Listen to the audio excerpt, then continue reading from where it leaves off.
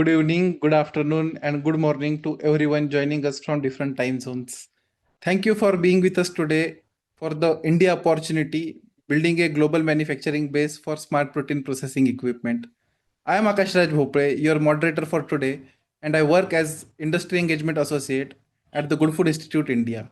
Before we begin, just a couple of quick housekeeping notes.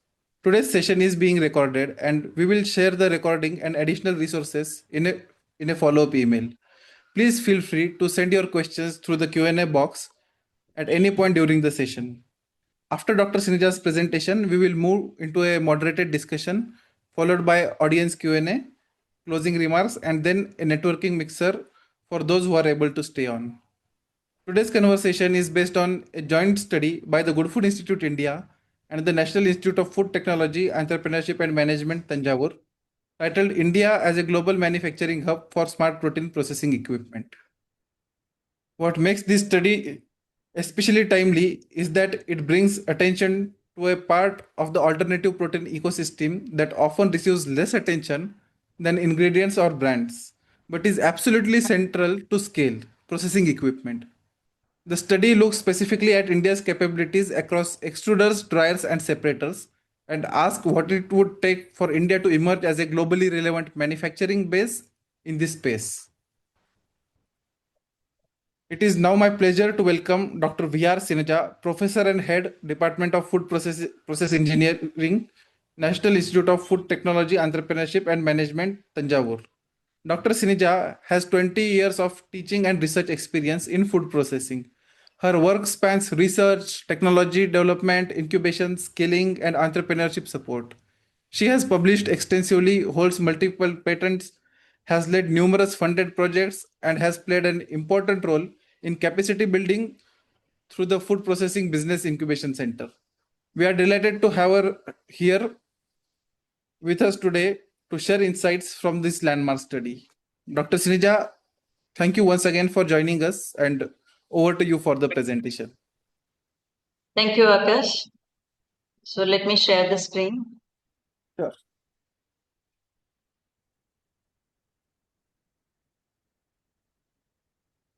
Is it visible? Yes, it is. So, hi everyone. So before I go to the actual presentation, I would like to express my sincere thanks to GFI India for giving the financial assistance to undertake this study and also shown trust on NIFTM Tanjavur.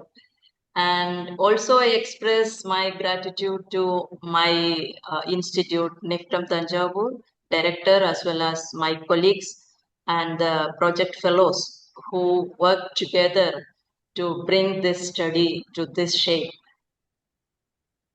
And yeah. At this juncture, I just wanted to express my thanks to all these industries. They are either the manufacturers or processors or suppliers, and also the experts from industries, research organizations, as well as institutes, academic institutes, to whom we have been engaging for collecting the various data or for the one-to-one interactions and getting the knowledge about the capabilities what currently we are having. So sincere appreciations for sparing your valuable time with us to undertake this benchmark study. So coming to our business today, so I just wanted to ask you one question. What is the biggest challenge facing by the world today? So it is nothing but how to feed the ever-growing population, which will be touching 9 billion by the end of year 2050. It's not just feeding in such a way that it won't be detrimental to, or it won't create any detrimental effect to the planet Earth under the great climatic changes which is happening, and also in the context of high competition for the land, water, as well as other natural resources. So this is the time actually people are thinking more, or previously, people were eating to reduce their hunger or for their body. Nowadays, the consumers are eating for their soul. That means they are not simply taking whatever they are getting for getting us the food commodity.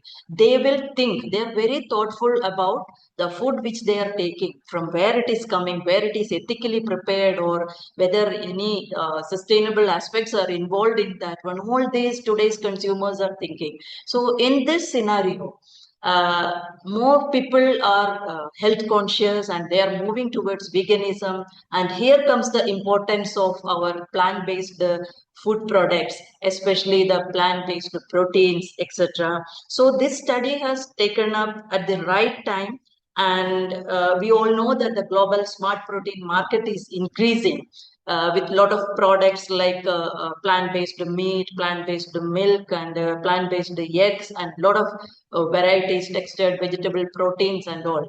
So once the demand for such type of plant-based products are increasing, obviously the production requires certain specialized capital goods or specialized equipments. So in mainly we are focusing here in this study on three major processing equipments, that is the extruders, which are required for texturizing the plant proteins, and the dryers, which are required for creating the plant protein based powders, and the separators for purifying the proteins which were extracted from the various plant sources.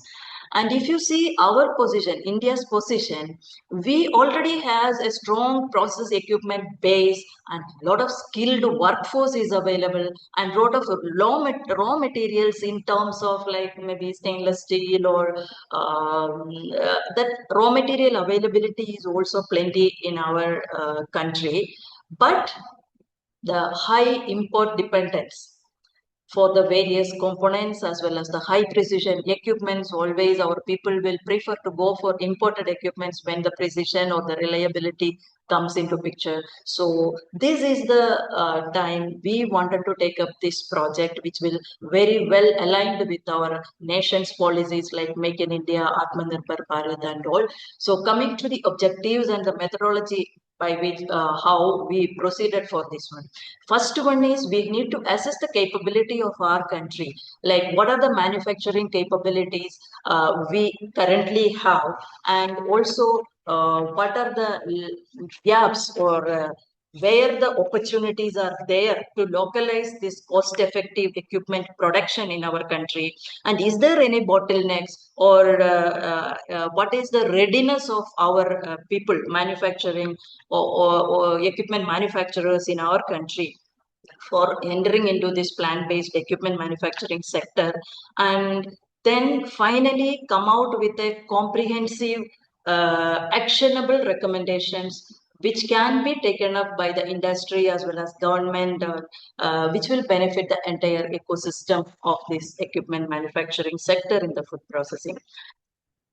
And I already mentioned that we are mainly focusing on the processing or post-processing equipments for the plant proteins like extruders and separators, mainly the centrifugal separators, filtration, microfiltration, ultrafiltration, or decanters. And coming to the drying systems, it can be spray dryer, freeze dryer, or fluidized bed dryer, like that. We purposefully we avoided that upstream agricultural activities or the downstream retailing or branding type of activities in this study, and the analysis mainly focus on our Indian ecosystem, uh, and also we kept the global benchmarks for the competitiveness.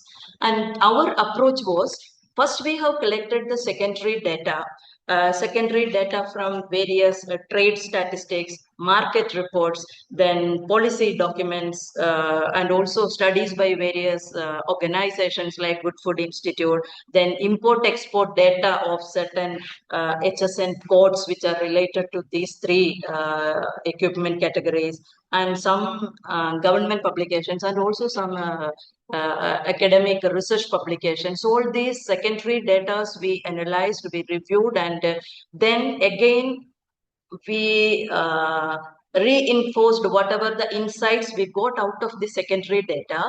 We have cross-checked with the primary data. That is primary data in terms of the direct interviews with the various stakeholders, like original equipment manufacturers or suppliers or processors or experts from various industries, organizations, industry associations, like that. And then from them, we try to get more inputs on the technology readiness levels, or the what is the existing supply chain pattern, or what are the bottlenecks. All these things we try to extract, and also our project team traveled across the country, attend various expos, this equipment manufacturers expos, or World Food India, AHAR, like that, where food processing equipments were displayed. They interacted with that suppliers or traders or the manufacturers and tried to gather maximum data. And then what we did, the equipment landscape mapping with the domestic as well as global equipment manufacturers. So what are the capabilities they are having? What is the rate of production, or where mainly these clusters of the clusters are located for these various equipments, like that. And finally, we analyzed all these data, and this we actually we focused in four dimensions mainly while analyzing or synthesizing this data. Like one is the technology, then supply chain, then policy, and the workforce. So this is the pattern we followed for that one. So coming to the some of the salient findings, like first equipment category which we focused is the extruders. So extruders, actually we are having various domestic OEMs are there who are manufacturing equipments like extruders. But the problem is that most of them are either low capacity machines, single screw or double screw, but low to medium capacity. Usually it is catering to the needs of snacks food industry or some animal feed sectors, like that. The problem is that uh, when we talk about extruders, the major cluster is the NCR region, like mainly Delhi, UP, Gujarat. That belt is leading with more than half of the production of these extruders. And when we compare our Indian extruders with the global manufacturers, we can see a lot of critical limitations are there. Our systems are not suitable for high precision or high moisture extrusion with higher capacity. Where we are lacking is like we don't have that high screw speed or higher torque which our global competitors are having, so that the performance as well as the precision in controlling all these parameters, process parameters, all these things, this control, precision control is badly missing in our domestic extruders. And most of the time, if you see most of these control electronics like PLCs, relays, drives, and all, 60 to 70% is imported only. That is what the feedback we received from our stakeholders direct interviews, because they told, because they have to depend on these imports, the cost is also going high. And they have to depend mainly for this, any spare parts, anything, means they have to again depend on the importers and that country. So the delay in supplying all these things, this delay will affect the production here, or they are unable to service after supplying the machine. That service part is again getting delayed. So again, the low L by D ratio, that means enough time the material is not getting for texturizing the proteins or something like that. That is another drawback. And we don't have the precision gearboxes.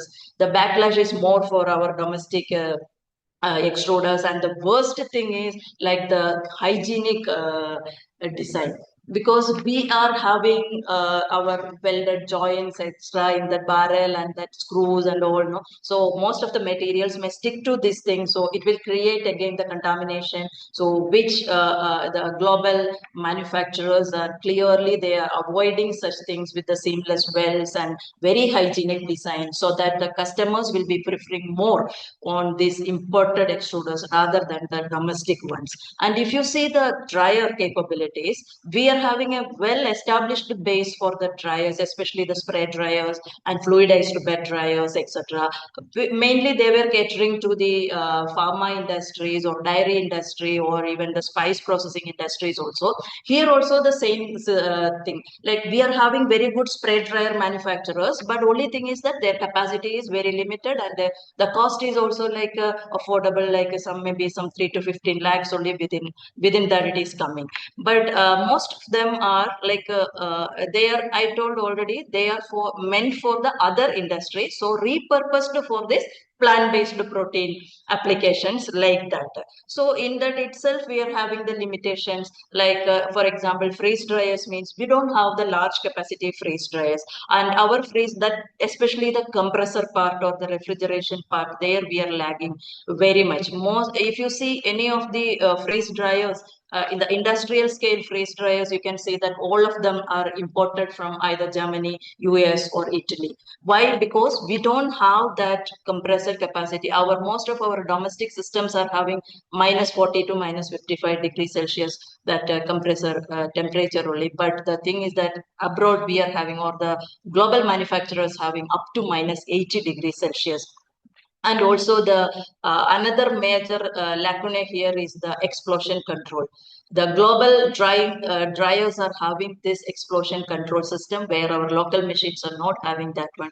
And another critical gap is like global dryers are going for the multi-stage drying. This will enhance the energy efficiency, where we are always going with the single stage system only. And also the hybrid dryers, like maybe a fluidized dryer combined with a spray dryer or spray freeze dryer. These type of systems are enhancing the energy efficiency also. And if you see the manufacturing hub, mainly the Maharashtra and Gujarat belt is leading for the dryer manufacturing also. These are the clusters where you can see more than 75% of the dryers are manufacturing from these clusters. And separators, actually, the scenario is even worst. Actually, we don't have any Indian separator market itself is like dominated by the international players only. So mainly they are catering to some pharma applications or food biotech applications, and they are supplying these centrifuges, decanters, or filtration systems like microfiltration, ultrafiltration systems.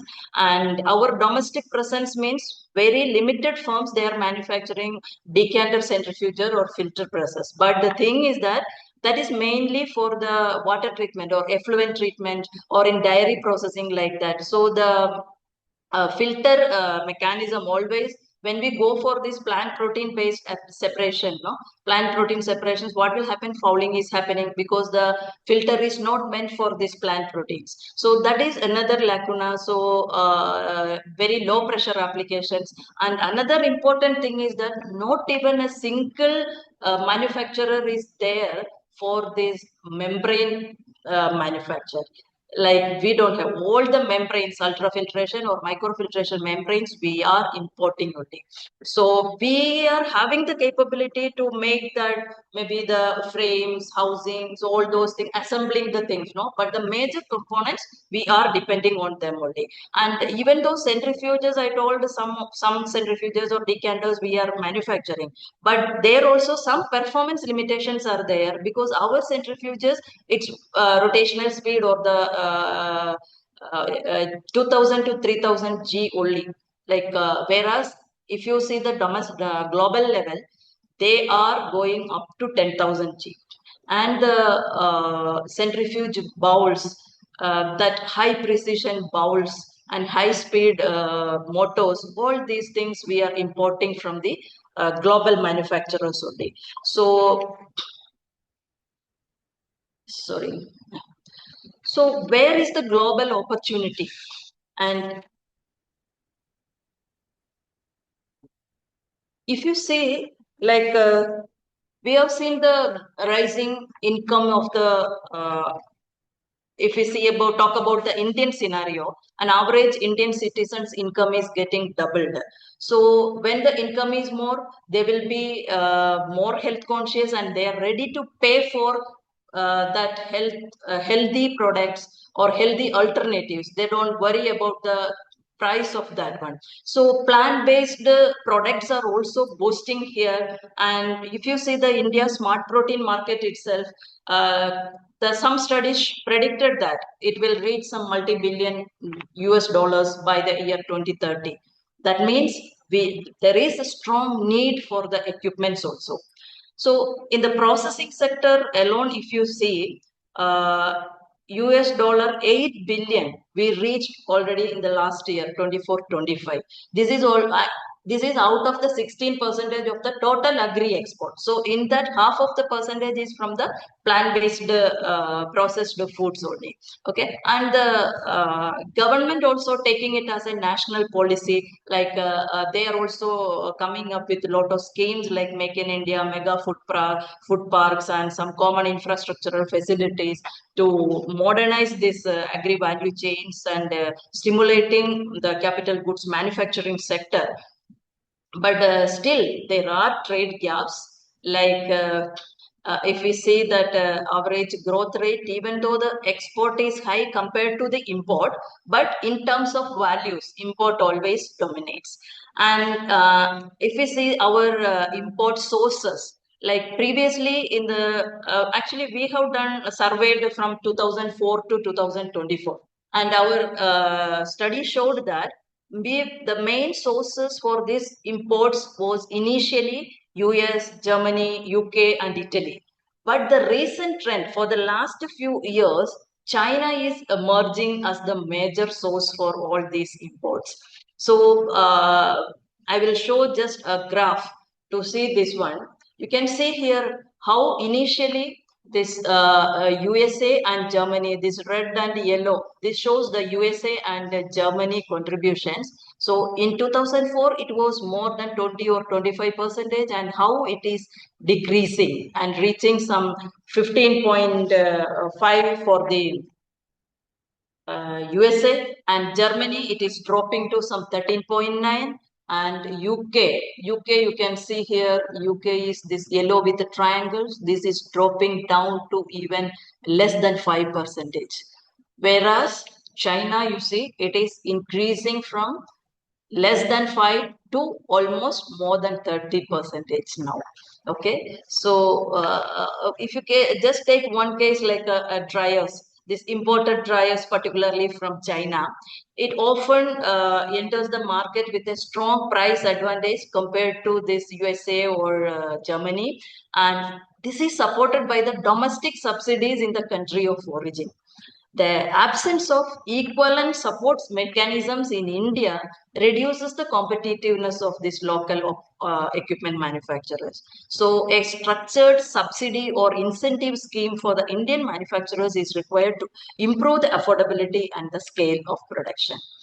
And then where are the key markets or key opportunities, global opportunities? Actually, we have done an analysis with almost 60 countries. Market size data we analyzed, and this analysis we have done using the median market size and the median growth rate.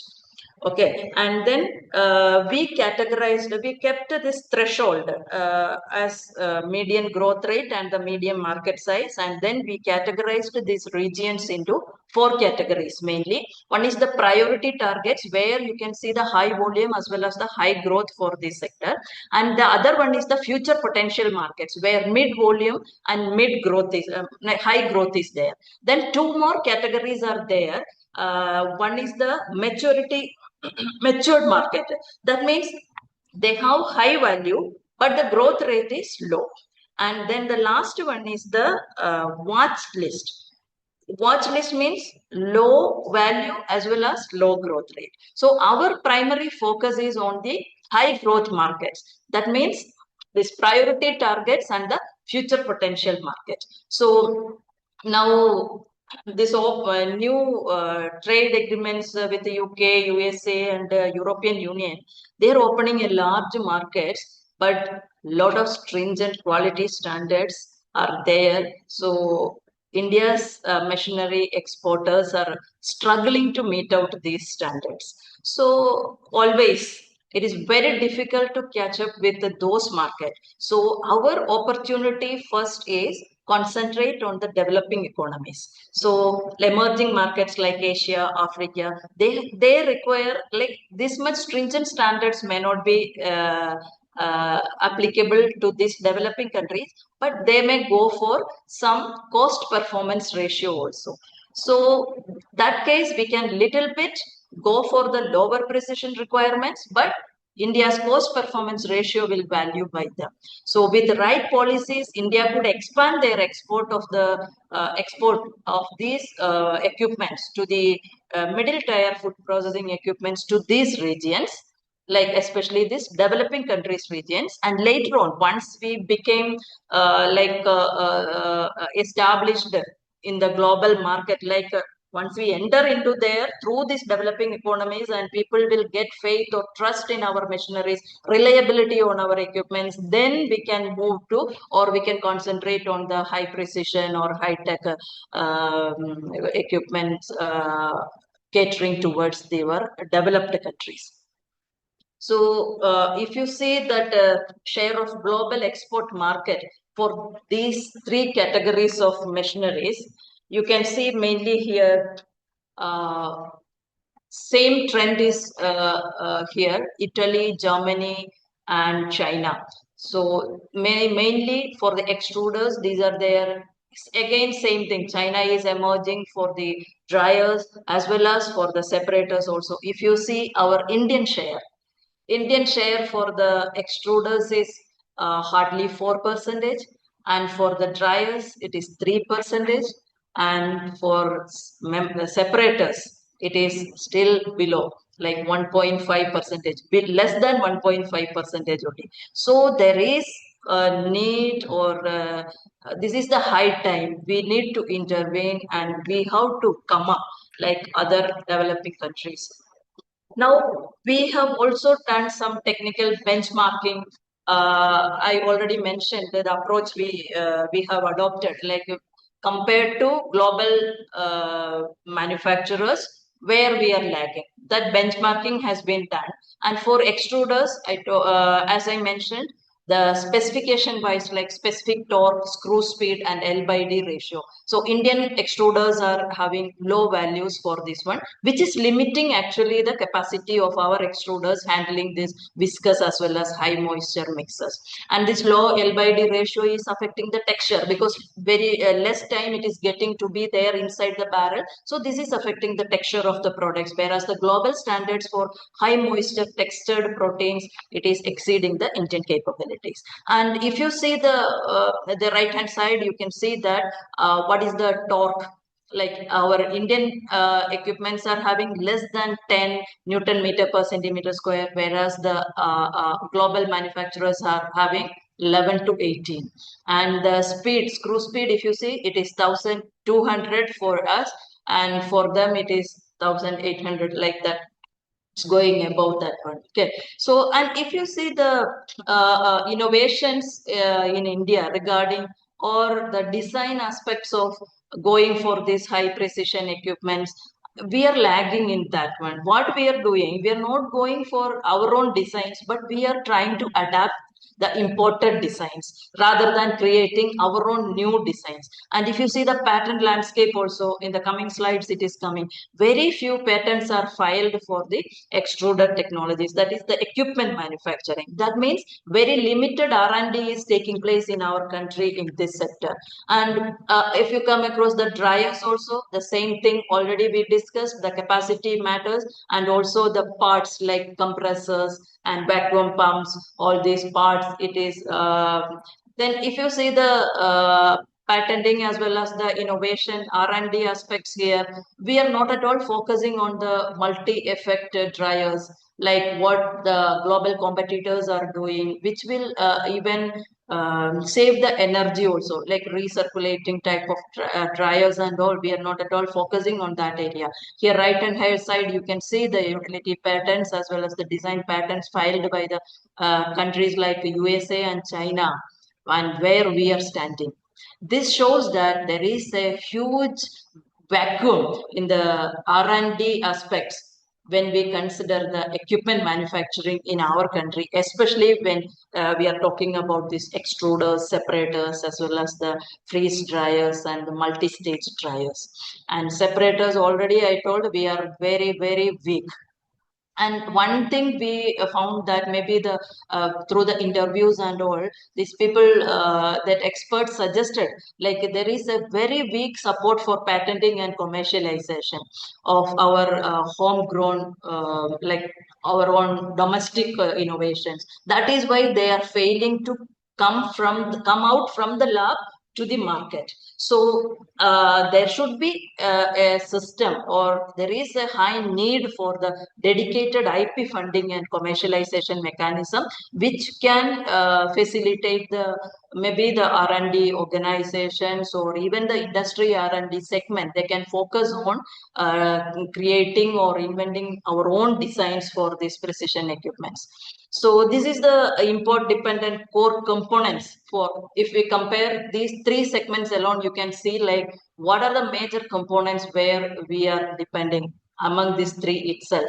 Already I told that high torque gearboxes, then precision screws and shafts, drives and motors and controls, almost all the controls, relays, PLCs, everything, we are depending upon them. And the specialty alloys and bimetallic liners, especially for these extruders, no, to avoid that corrosion or to make sure that the hygienic seals, bearings, all these we are importing from Germany or Italy or UK, like that. And dryers, especially the compressors, vacuum pumps, control system, that explosion control, and high precision spray nozzles in the case of spray dryers, and separators, that membranes itself in the case of micro and ultrafiltration, and then high G centrifuge rotors. And all these are like, this shows that where we are lagging, especially the high precision components. There we can focus, so that our if we are having our own indigenous designs which can compete with global designs, then our MSMEs can be promoted to manufacture this component, so that they can supply this one to our equipment manufacturers, and we can have a supply chain or mapping between these two systems. That will help to improve our manufacturing capacities. And if you see the structural and policy environment, like always our buyers, if you ask any Indian buyers also, they will prefer to go for foreign machineries. Okay, why? Because they have the perception that foreign machineries means it is reliable, or global machineries means it is more reliable, it is having high precision, it will work continuously without any troubleshooting, and you will get the same consistency output throughout. Okay, so this highlights or the need to strengthen our quality assurance as well as precision engineering, and we should emerge, the Indian brand should emerge as a reliable source, for which we need a lot of steps forward. Like we have to have certain clusters should be established, or we should have the certification and testing centers, and common facilities should be there, and also the policy support should be there. Like now it is like very fragmented. Suppose Ministry of Food Processing Industries is there, they are having their own schemes, but other ministries, maybe MSME is having their own scheme, FSSA is having some other regulation, BIS is having other regulation. So this is fragmented. Like there should be some common platforms where all these collaborative association of these various platforms, and by which they can come out with a certain common testing and certification facilities, that infrastructures can be built so that these manufacturers can use that common facilities for precision engineering techniques, and also they can test their whatever machines they are producing, they can validate the things, and then it can be the performance can be ensured from that side. And if you see, the slide, it looks very clumsy, but it is the total what you can say, the key challenges and the areas for the strategic invention from our study is compiled in this one slide.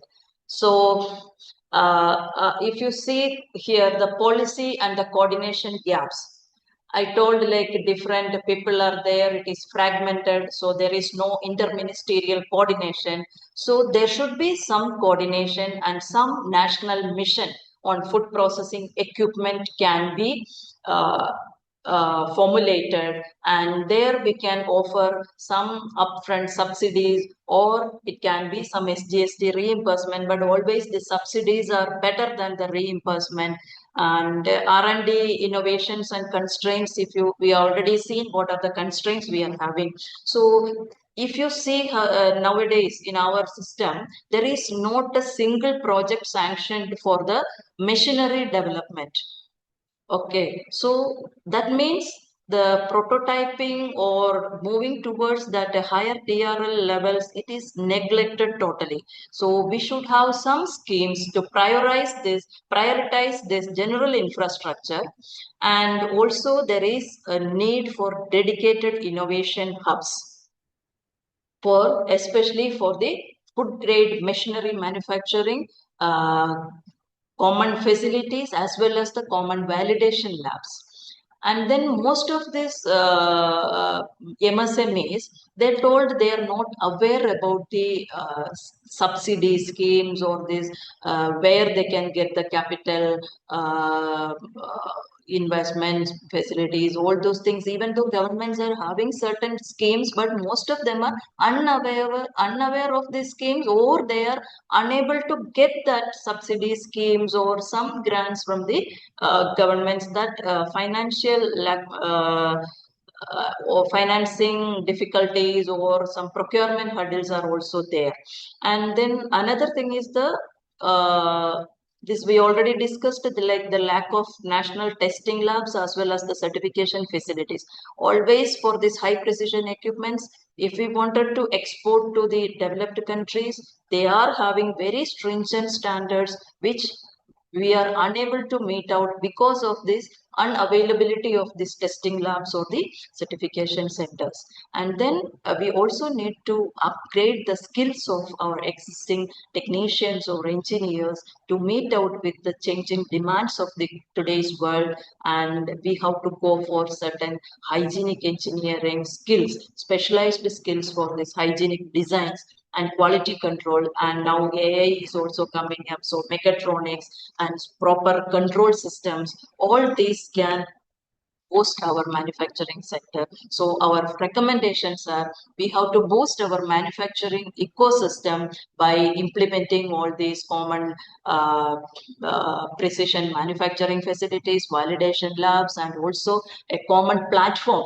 which can be monitored by the government with the equipment manufacturers and the MSMA. So equipment manufacturers can post their requirements, like what are the components they need, all those things, and with what specification. So MSMEs can see that one, and then they can bid for that particular component, and then they can supply that component to the equipment manufacturers, so that there won't be any delay in procurement of this particular components, because our equipment manufacturers are very good in assembling and all. So if the particular components of required quality is there available locally, means it is easy for them to assemble it together, so that the cost can also be reduced, and then no difficulty in servicing or spare purchase other things.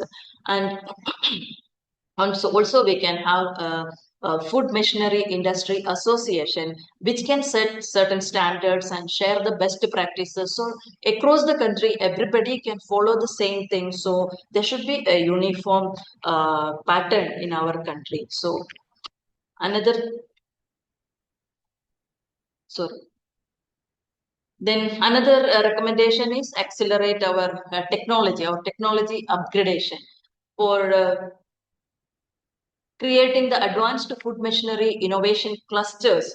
We have to focus on regionally relevant equipments, like wherever, in whichever state or whichever region, whatever raw materials are available, depending upon that, we can focus on whatever machinery manufacturing can be done there. And also we can go for some joint ventures with global manufacturers where their technology is very high end. We can have a tie-up with them. We can ask them to make their plant or launch their plant here in collaboration with Indian manufacturers so that it is easy to adopt the technology. And our local manufacturers can also promote to go for that international hygiene as well as precision standards, and we can strengthen our R&D by funding. Like I told earlier, there is no single project was funded for the equipment manufacturing by our funding agencies. So we can have certain funding for high-end test facilities, and also we can go for some skilling programs for our existing workforce. So with the targeted support from our ministry, like Ministry of Food Processing Industries, along with collaborations with other ministries as well as with industry and academia, we can create these common facilities that showcase the new technologies and inspire broader investment.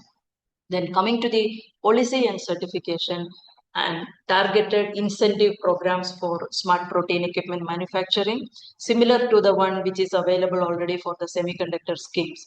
And also we can enhance the accreditation as well as the certification support for the indigenous machinery, and we can promote the export competitiveness.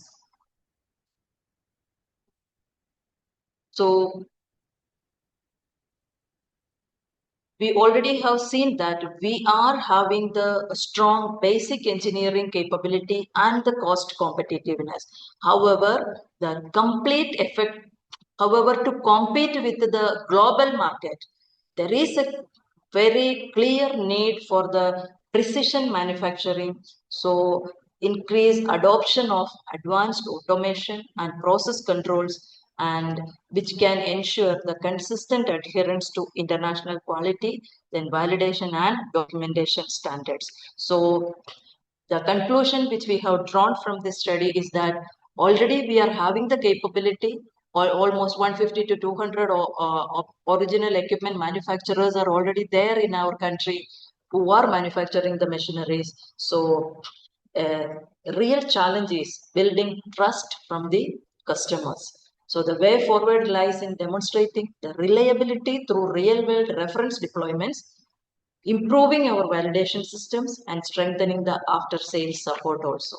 So consistent performance and faster commissioning and reduced downtime will ensure the success. And over the medium term, the scaling proven solutions, standardizing components, and leveraging the field data will enhance the reliability, and ultimately a strong domestic confidence will naturally translate India into a global competitive level export ready country in the equipment manufacturing sector. So with this, thank you for your patient listening. So maybe I will stop here, then we can go for the discussion. Thank you very much, Dr. Sinija, for that clear and insightful presentation. I think you have laid out both the scale of the opportunity and the realism of the pathway forward extremely well. We have one question from audience, which we can take now, and then we can get into the discussion that we have. So the question reads, looking at the market share, would you say that India will be in a position to bring the cost down sufficiently to match, if not beat, the pricing competitiveness offered by China while maintaining the quality? What, in your opinion, would be a single biggest reason for India to even invest in indigenous manufacturing? Yeah. So I already told that if we see the market share for the extruders, dryers, or separators, India stands with single digits only. But yes, if we can have some joint ventures with the global manufacturers, especially for that particular components alone, then our indigenous manufacturers can come out with that precision equipments which can even compete with the global manufacturers like China, and the price also we can even have it almost the same price what China is offering now, or even at a lower cost, because we are having the sufficient raw materials, as well as we are having a very talented pool of engineers or technicians in our country, and our equipment manufacturers already they have the capability for assembling the systems, or like they don't have that precision control or that automation that that is lagging in our system. So if we could get the components through some joint ventures or through some licensing from the global manufacturers, definitely we can. Thank you, Dr. Sinija. So, like, as alternative proteins get more and more relevant globally to solve the challenges created by the animal farm, animal farming industry, like climate change, be it the antimicrobial resistance, be it the resource intensiveness. And here in India, it's more about the protein deficiency, as we say, like alternative protein. It's not an alternative for India. We are a protein deficient country. So we need to grow this protein at scale globally. And when we say what will be India's role, the one thing that is like at top is this manufacturing of the equipment, like affordable equipment which can take alternative proteins to scale. And then I would like to understand from you, why is this such an important conversation for the global audiences and the international OEMs, and what is the opportunity in India for them? Yeah. So actually, this equipments plays a major role in scaling up this plant-based protein production, because unlike the ingredients or the brands, this machinery or the equipment determines the cost of production, the throughput, and also the consistency of the product.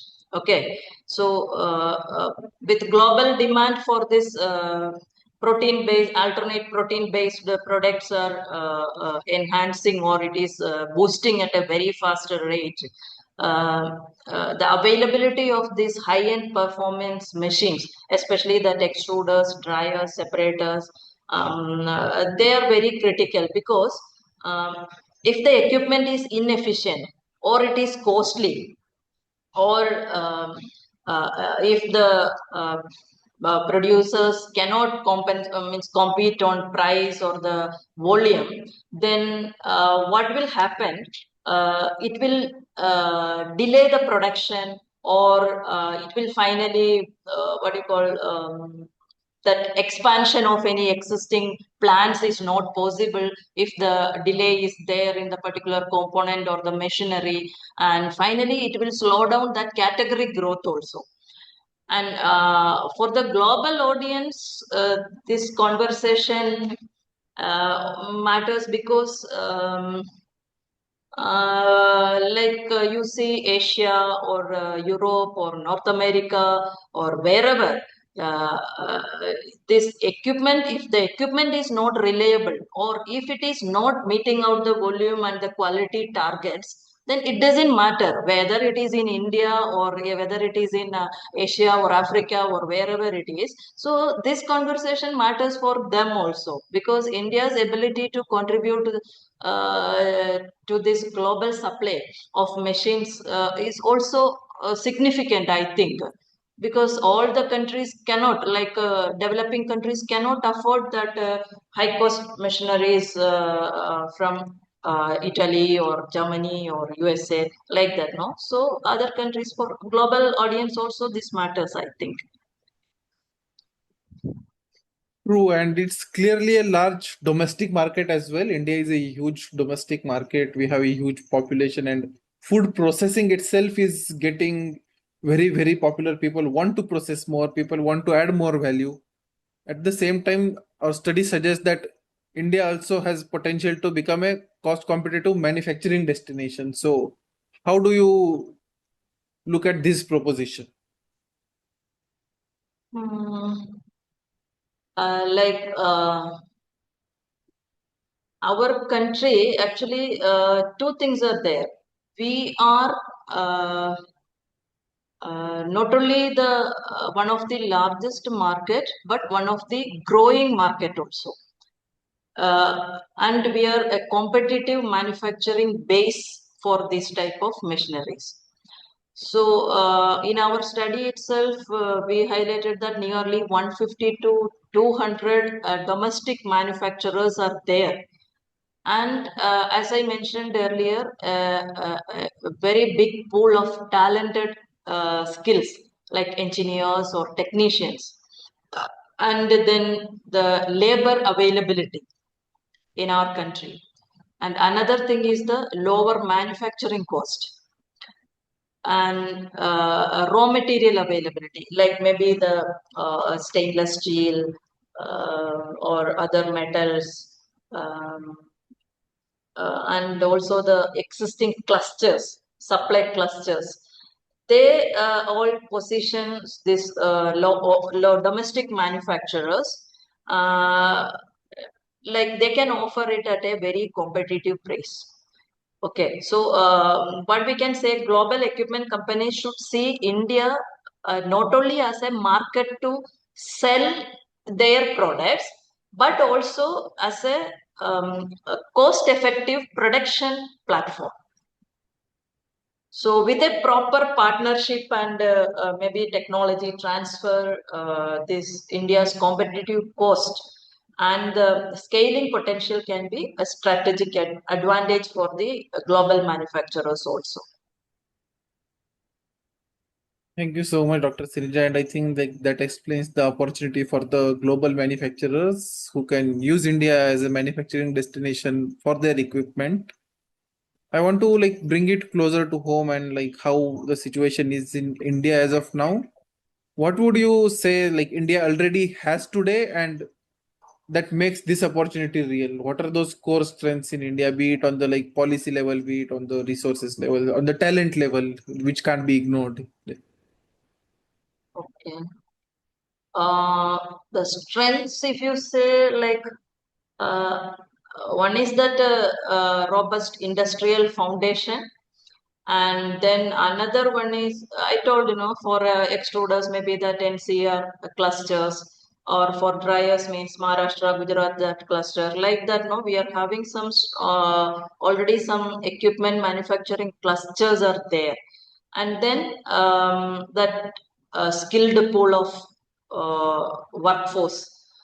And then another thing can be like our government policies, no? um, like various Make in India or Atmanirbhar Bharat and various food technology policies. That policies are also like helping the present capability to produce this reliable processing machineries, and I think it can supply machinery to its own booming market and also these cost sensitive markets which are abroad. And we have all these strengths, I think. That's really great. And I think like the one thing I highly appreciate about the report is that it is ambitious, but at the same time, it's very, very realistic. And it distinguishes between what India can credibly localize in near term and where the partnerships are still a smarter route. So I wanted to understand from you is where do you see that line today? Like what needs to be like can be currently manufactured credibly and which are the places where like there is highest potential for the global partnerships? Actually, the capacity which we are having is like we can handle basic to some small to medium scale equipment manufacturing. Okay. And the line today, like when we talk about the high tech subsystems and advanced engineering, for example, the cutting edge core rotating extruder screws, or some precision gearbox assemblies, or some high speed digital controls. These are the areas where the global players are having their hold. So India's manufacturers can assemble the machine frames or the secondary parts, but they are importing the core precision parts, like if the die plates or that extruder screws, or in the case of dryers, that compressors, or in the case of separators, that membrane units. So this for that we need to depend on the global players.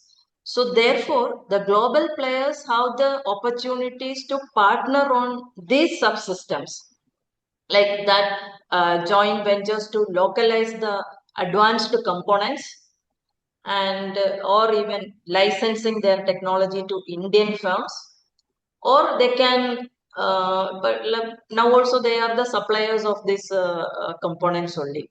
So what we can say, like global equipment manufacturers can contribute best in class modules, while the Indian industry focuses on integrating these into cost effective machines.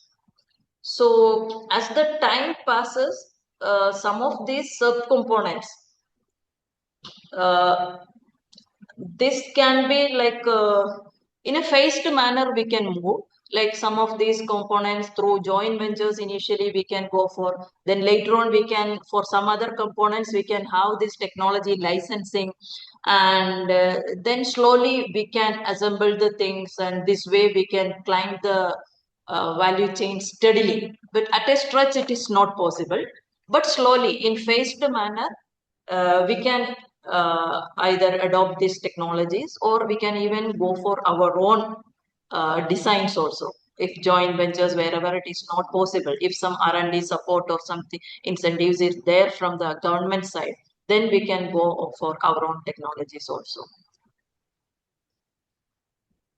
True, and that naturally leads us to the challenges or the constraints that still needs to be solved.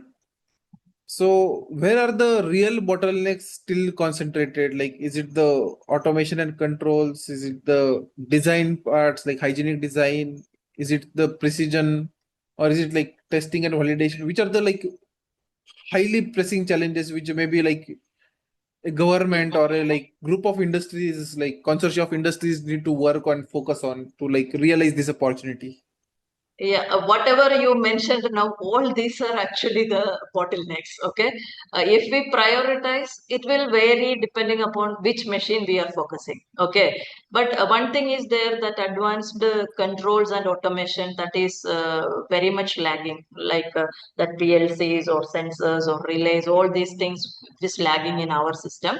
And then another thing is, if we consider the membranes, especially that membrane ultrafiltration or microfiltration membranes itself, we don't have any manufacturers. That is the biggest lacuna if we see the membrane system. And also the hygienic design, that cleaning or CIP system, cleaning in place, or that design itself, which will reduce the growth of microorganism due to the addition of that food particles, or such type of hygienic design or the cleaning in place systems are missing in our equipments. And then another major bottleneck is for validating or testing our machineries. We don't have that testing centers or any certification agencies nationwide, like a common platform for this one. That is also missing in our country. But depending upon the equipment, which comes first and which comes later, that will vary. Yeah, Yeah, maybe. I also see like, Yeah. yeah, I also see a lot of common problems, like as you rightly mentioned, control systems or the testing infrastructure, certification infrastructure. And I think like this was sounded by all the industries, like all the Indian industries, that this is something really, really necessary. And I think like it also provides like it's a challenge, but I think it will also provide a lot of opportunities for new entrants, new entrepreneurs to come in and solve for these challenges. And it's not specific to alternative proteins. I think it's for all the capital goods industries. So definitely a huge opportunity to focus on. Which, and now this brings us to what may be the most important idea of the study, that we need to make the Indian machines a low risk choice. And a phrase I kept coming back to in the report is we need to make this Indian machines a very, very low risk choice. I want you to like explain that and how does that mean in practice? Yeah. Actually, that phrase, low risk choice, it means the buyers should feel that it is reliable, it is proven, and there should be some clear guarantees. It should not be an experimental piece or a substandard thing. So that trust from the buyer side, it should be there.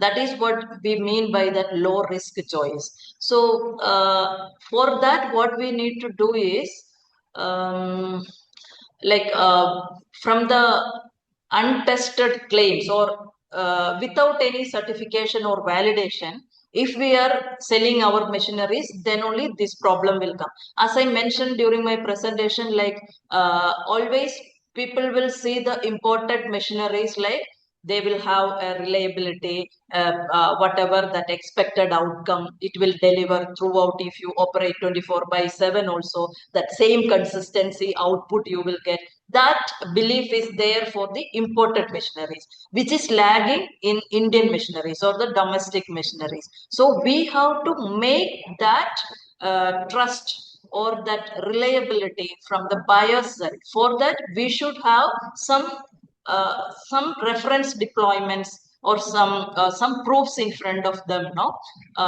Like for some Indian extruder which is deployed in a small MSME, some plants or some startups that is continuously running 24/7, and the output is coming without any troubleshoots. And even if anything is there, our manufacturers themselves are able to rectify that one. Otherwise, what will happen? They have to wait for that spare parts to come from somewhere else. So that delay is there. They have to stop their production activity. So these things, then the trust will be losing from the buyer side. So we should have a credible, what do you call that, reference deployments. Then after seeing that one, no, like then the buyers or the even the global market, they will see that yes, India is having that capability, so we can also go for purchasing or buying the machineries from there. That trust we need to develop. For that, uh, we should have that proper certification, proper validation for our equipments. For that only, we need actually the common facilities for precision manufacturing and also the common testing centers. Where, so all these small and medium scale people know, they can have the access, like they can pay for it and then they can use it. And so a common standard will be there. So it will be reliable source for the buyers also. True. And if the trust is the unlock, then I think the next question is what actions build that trust fastest. And so if we shift from the diagnosis to the action, which two or three recommendations from the study do you see as the most catalytic over next 3 years? Hmm, actually, yeah. One thing is like first thing we can do is invest on the shared precision and validation infrastructure. So if we create a common facility means, then maybe the high precision things like CNC machining or some metrology labs or some performance test benches, that would immediately raise the domestic capacity. Even small scale people could use these facilities, like I told, no, some uh, user charges they can pay, then they can produce this higher quality components, and they can even certify their machineries performance also. And then another thing is that partnership with global manufacturers, some joint ventures, like inviting some global leaders to invest in our joint ventures in India, or they can even have some licensing agreement between Indian firms and that global manufacturers, so that they can bring that proven technologies. They are already proven technologies. So if they are giving license to Indian manufacturers, means it is easy for us, no, to adopt it immediately. And then another thing is like. Some incentive programs for the core development of these machineries. And then the most important thing is the supply chain. Like we should have a proper supply chain between these equipment manufacturers and that component manufacturers. Like for that only, I told maybe some platform where maybe these equipment manufacturing associations or the in contact with the governments, they can have a platform, a portal where the equipment manufacturers can list out what are the subcomponents with what specifications they require, so that these MSMEs or other component manufacturers, they can then supply this as per the specifications. They can supply it to the equipment manufacturers, and this will like encourage even the companies also to have some uniform specifications, or something like I think this can facilitate that easy assembling of the components for manufacturing this type of machineries. Got it. And like on the same lines, we have this one question from our audience, which I feel is also very, very relevant for this discussion. So I am taking it now. First thing is like, how can MSMEs participate in this opportunity? And for our global audience, Dr. Sinija, if you can also like briefly explain the concept of MSMEs, because I think it is a very India thing. MSME means it is the micro and small and medium, micro and medium level in enterprises. So depending upon the turnover, this micro enterprises means how much should be the turnover or how much should be the plant and machinery part of it. Like that, some values are there, but it is only for the Indian companies. But for the global audience, like uh, it's like small and medium means their investment capacities as well as their turnovers are limited. Maybe you can tell maybe up to 250 crores or something like that, or below that one. Okay. So, whereas the multinationals or large scale people like multinational companies and all, they are coming above them. So, these are the very basic. Small means it is very basic, micro. And then above that is the medium, micro and medium scale enterprises. That is what you mean by the MSMEs. And how they can contribute means like what I told, no, this component supply. For example, if an MSME can manufacture this automatic control systems, that PLCs controls or that relays or some sensors, uh, then they can easily supply to that the equipment manufacturers, so they can assemble the things, and even the gearboxes for the extruders or precision screws, like that, whatever the components these MSMEs can manufacture and they can supply to that OEMs, then this lag between that imported components, no, when we order for an important component, then it will take some time, and so much clearances, everything, and then the cost is also going up because of these important imported components. And once we localize the production of these sub components, it will reduce the cost also. So the equipment cost also will reduce, then operational cost also will reduce. So, but it will boost our export potential also. That's very true. And I think like if we look at the automobile sector, like I think the Indian MSMEs have proven their strength, not just in India, but globally. Like the small components made into like different units, and then basically the major factories just work on assembling those components. I think the same can be done for the alternative protein processing equipment as well, and it will be like a game changer for the affordability of and the scale of this equipment. Exactly. So, Dr. Sinija, like the one question that like the last question from my side that I had is like if a front page headline in 2035 captured India's place in the global smart protein processing equipment landscape, what would you want it to say? Actually, we wanted to see India as the India celebrating as the global leader in smart protein equipment manufacturing.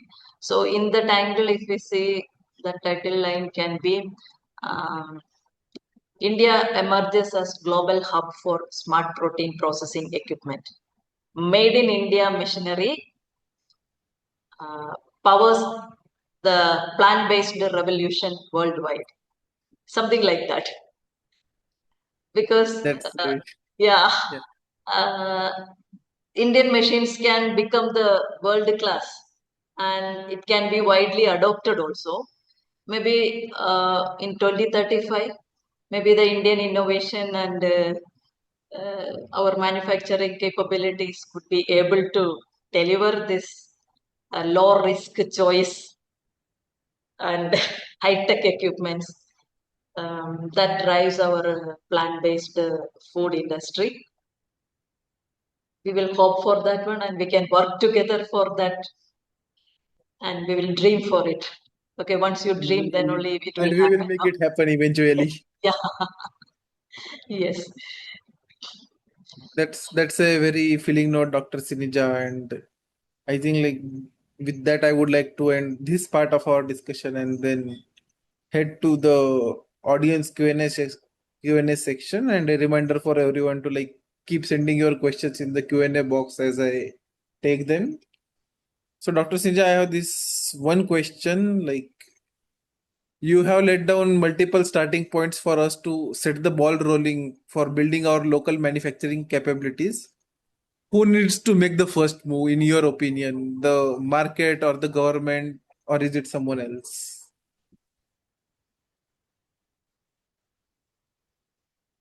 Maybe the OEMs can represent to government first because they know what are the bottlenecks. So from the government side, they can give some support actually. With that small step, even they can start. And then the government has to take steps for the joint ventures or licensing that precision thing, component part from the global manufacturers. But government is also trying a lot because we are seeing here for this World Food India or AHAR sort of exhibitions, no, lot of international participants, international companies are coming and they are signing some agreements, but may not be specifically for this equipment manufacturing sector, but in other processed food commodities or other areas, no?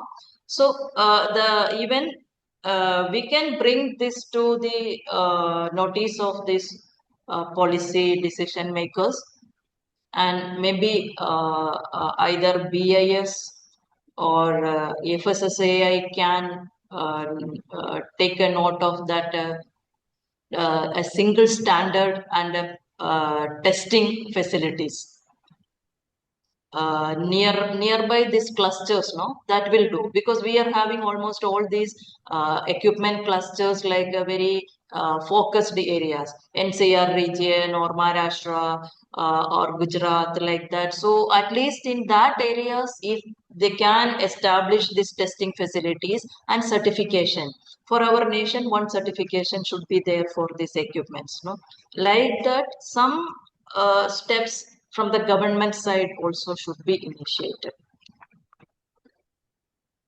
True, and I think it is the Niftim Tanjavur that already made the first move by doing this study, and Yeah, hopefully we are like reaching out to governments, we are reaching out to the OEMs, so we will be able to like together JFI India and Niftim Tanjavur will be able to bring them together, bring them on a table to facilitate these discussions and get started and make some progress on these overcoming days. sure, sure. Yeah. Also, like the next question we have is like, which manufacturing clusters or states in India are the best placed for this opportunity? Yeah, this mainly Delhi, Maharashtra, Gujarat, and Karnataka and Tamil Nadu is also having some scope. That is what our survey results shows. But mainly NCR region for the extruders, that north and central region, no? Especially Delhi, UP, Gujarat. And for the dryers, it is specifically Gujarat and Maharashtra, mainly. And extruder, some part is there in Karnataka, also some manufacturers are there. Dryers in Tamil Nadu and Karnataka, some are there. And separators, very few, but that is also concentrated in Maharashtra and Gujarat only. So maybe these states we can concentrate. Makes sense, makes sense. Also, like there is this one question, and I think which is like one of the hard questions. Like, if India is cost competitive, why are imports still dominant in high value applications? Like, why we are not able to manufacture these components or equipment in the past? Yeah, it's a tough question.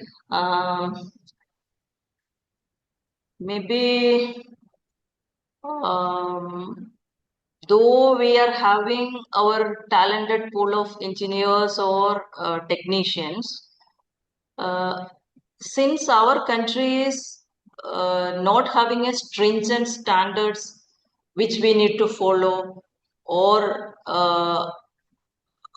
we are not focusing on that precision or that hygienic part of it, hygienic design part of it. We didn't think of it actually. And another thing is that in our export also, we are not targeting mainly. Actually, we have to target the developing countries like African countries or that Asian countries or some Latin American countries. That we need to focus first, and then like our cost competitiveness, no, that will work for these countries. Then slowly we can gain momentum, and then we can move on to the precision part of it. Yep, you see, actually, in my observation, even in this global or developed countries like USA, Italy, manufacturers, and most of the firms are having this engineering minds from India only. They are only doing there also this R&D work and coming out with this precision. Most of them, many people are there, no? They are working in this top level companies. So we have the capability, but I don't know exactly what may be the reason, but somehow we missed that one. But in future, maybe we can upskill our people with that hygienic designs or that mechatronics and AI applications together, and then we can come out with this high precision components which is needed for this equipment manufacturers. Got it. I hope that answers the question.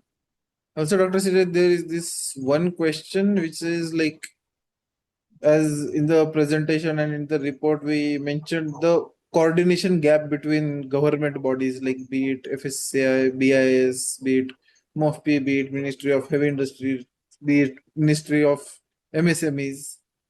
How do you think that coordination can be improved, or who could be suitable to like bring all of these industries together?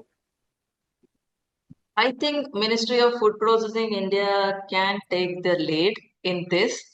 There can be some interministerial forum, uh, and along with some representatives from this industry side also, some from the traders, and maybe the FSSAI or BIS, like certification bodies, no, in our country. So together there can be an interministerial or what do you call a high level forum. They have to sit together and deliberate and then come out with some strategies to solve these issues so that all the schemes can be uh, not like a fragmented schemes, no, together they can bring out some schemes like now mega food park is there under the Ministry of Food Processing Industries, no, but like that maybe that facility, common facility, should include all the things together. Like it should include that precision processing facility, it should include the testing rig facilities, and also it should have a certification agency along with that one, and like that, something like that, no, uh, maybe that I think MOFP can take the initiative. Maybe when we go for presentation to the secretary level, we can convince them, and then maybe we can request them to take up this initiative because it is mainly targeting the food sector. So We have really high hopes from MOFP. yeah, So, Dr. Sinja, the last question from audience, which we can take today due to the limitations of time, is how can NIFT in Tanjavur and other research institutions can support the equipment manufacturers? yeah, NIFTAM, Tanjavur, or other such research institution. Actually, we are spending almost 30% of our time for the R&D activities. So, like what we have seen the lacuna there, even we can work together with the industries because alone there may be some limitations for the research organization. So, if the industry, along with the collaborative research, if we can do in designing and developing such machineries, we can do even the testing or even some validation studies, which we are currently also doing, but not in a very large scale. Like suppose somebody has manufactured something, means they are sending it to us, we are doing the performance evaluation, and then we are giving them the feedback where they need to improve or which component they need to change. Like that of consultancy works now also NIFTAM is taking up. So we can tie up with the industries, and then we can help them in designing as well as in manufacturing, fabrication, and also the testing. And another side is there, some particular area, if they want some skilling, that capacity building activities also we can take up by this industry academia collaborations. Not only NIFTAMs, other institutes who are also into such type of R&D activities, they can go for this. Thank you. Thank you, Dr. Sinija, and thank you everyone who sent in the questions. We may not have been able to take every question live, but the discussion clearly shows how much interest there is in this topic and how important this conversation is becoming. Just to conclude our today's session, I think like this is a very important pressing topic. We also like discuss how this could turn into a big opportunity for companies, private companies, for the governments, for the research institutions, and for India as a society in a larger way, where we are like addressing to the most pressing challenges of this generation. Like people before us like address some of the similar challenges, like be it the drought and food. We have become food sufficient over all these years, and I think like the next step is the nutrition self-sufficiency, which I feel like, and this study is, I think, a milestone in working towards that goal. Hopefully, the industries will continue to support, and we will also like come up with more initiatives to bring in industries, academia, and government to facilitate the discussions and progress towards this shared goal. As we come to the end of the webinar, let me thank Dr. Sinija and the NIFTIM Tanjavor's project team, NIFTIM Tanjavor's director, once again for sharing the valuable insights from the project, and thank all of you for joining us and engaging so thoughtfully. Dear attendees, we value your participation and your thoughtful questions. Please watch for a follow-up email with the recording of today's session, more resources, and opportunities to participate further in this fascinating area and continue the discussion. We would also encourage you to join the GF Ideas India community. The details about that will be shared in the follow-up email as well.